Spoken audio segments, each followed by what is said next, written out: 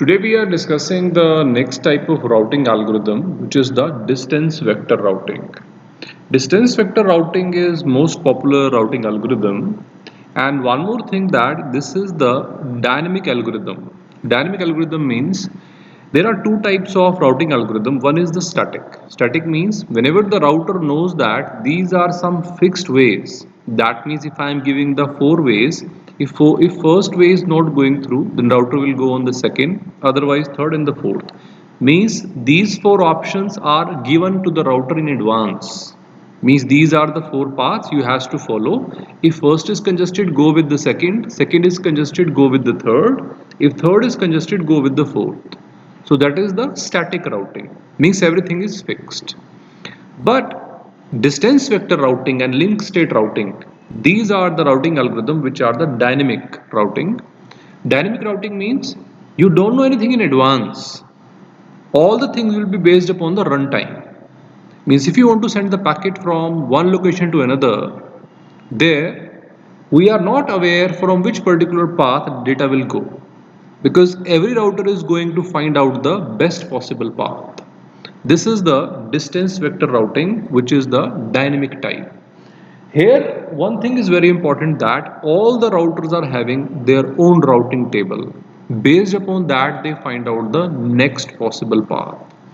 Now talking about the distance vector routing, this is also called the Bellman-Ford routing or Ford-Fulkerson routing. Here one thing is very important, because we know that this is the part of dynamic routing.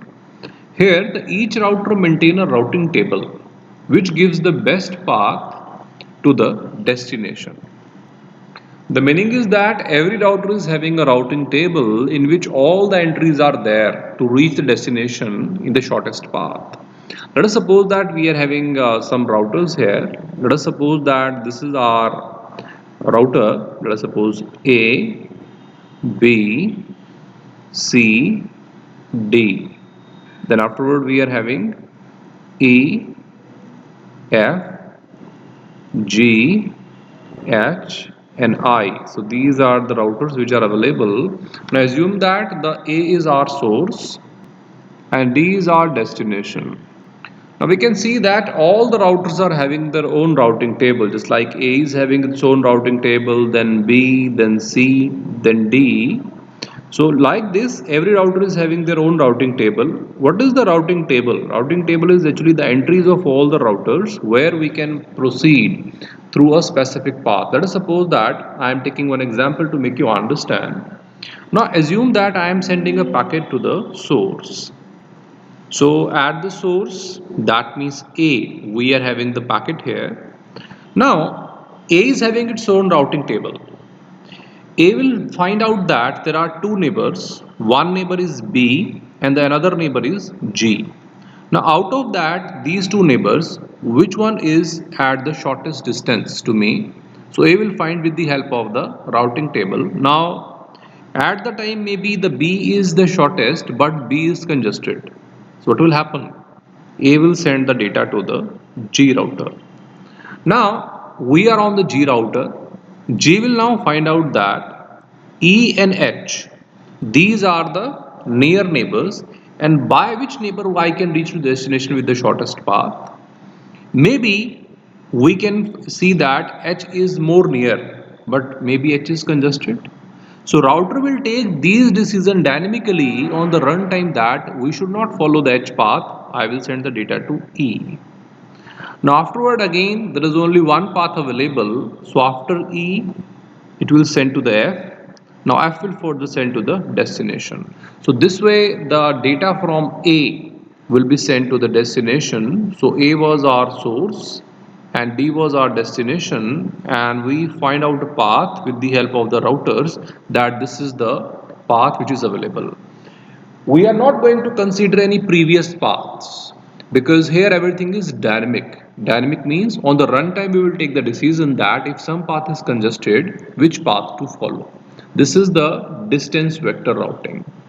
But in the distance vector routing there are certain problems which comes, just like the count to infinity problem. So now we are learning the problems with distance vector routing. Now we are learning the problems of DVR. DVR is the short form of distance vector routing. Now talking about the distance vector routing, its delay metric is Q length. It did not take line bandwidth into account when closing the router. The meaning is that delay metric means how much delay is there into the queue length. Means if the distance vector routing is there, it is going to find out which is the more delay metric in the queue, which is the lengthy queue available here. So that will be taken first. It is not going to take the bandwidth. Maybe if I am going to take somebody which is having a less bandwidth, so distance vector routing do not consider the bandwidth while choosing a router. Means if I have the option of 3-4 routers and out of that I have to choose one router, so distance vector routing will not find out the bandwidth. It will only find the length of the queue, which is at the greater length, that will find out. So that is the problem with the distance vector routing, that it do not consider the bandwidth. And second thing, which is more difficult, that is the count to infinity problem. Count to infinity problem is a problem in which routers go into the infinite state. They are going to calculate the value in the infinite state, and that is the main problem with the distance vector routing. Now, what is the solution? The solution is the link state routing. Because of the problems of this distance vector routing, the link state routing was introduced, and that was also the dynamic routing. So that is all about the distance vector routing.